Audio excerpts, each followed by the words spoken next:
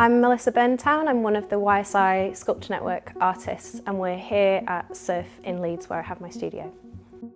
There's actually a few kind of reoccurring motifs, I guess, in my work, which are obviously things that I'm just not done with. So arrowheads is one of them, and I think that's because I'm interested in anthropological artifacts, archaeology, history, but also these kinds of themes of threat and survival. And for some reason, I think these kind of simple tool forms somehow encompass that, like, it's almost like a romantic or quite a naive and often quite problematic, actually, like sense of survival. But I'm really interested in those kind of objects that kind of humans make that articulate how we live in the world or how we respond to threat or things like that. I've definitely been working in a way where I'm making more assemblages or constellations.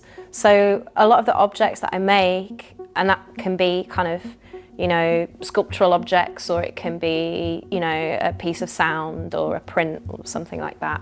But they're almost like components rather than artworks in themselves that can be kind of rearranged, redisplayed, recycled.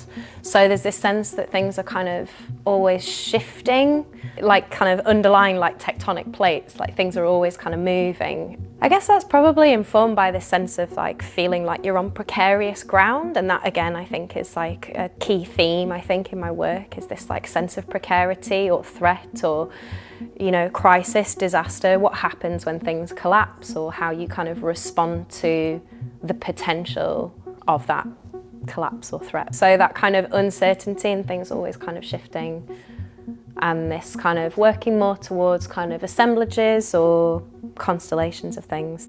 During lockdown, so I'm not a painter, but I was obsessively making all of these watercolour paintings that are completely beyond the kind of imagery that I would normally work with, but I didn't really know why I was making those. I was just making them and making them obsessively. I've actually found that a really informative process to kind of think, actually, I don't need to worry so much about what is kind of inside or outside this kind of umbrella of my art practice. If there's something that I'm kind of drawn to, or something that I enjoy, or a process that for some reason I'm driven to go and learn, I'll kind of go and do that. And then sometimes, you know, those things kind of start informing work in a different way. And I think that's the thing that kind of drives you to kind of keep playing. So I'm doing a PhD at Newcastle University at the moment, and they have an incredible ceramics department. And I've never worked in ceramics before, and I thought this is a great opportunity to kind of learn a new process.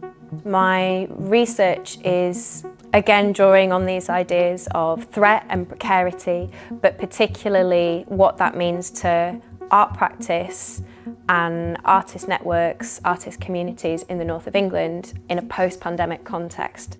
For me, thinking about lockdown or COVID, you can't take that out of the wider context of the climate crisis either, which is this kind of looming sense of existential threat. So what I'm interested in is maybe how we as artists could think through these moments of crisis that we're living through or have lived through. And the other thing that's key for me as well is this sense that community forming, or, you know, the social element, friendships between artists as well as kind of, you know, professional networks, all of that is kind of within the remit of an art practice too. It's not just the stuff that you make or the materials that you're working with. All of those relational structures that artists are kind of part of and form or seek out, for me that's also, you know, completely within art practice too.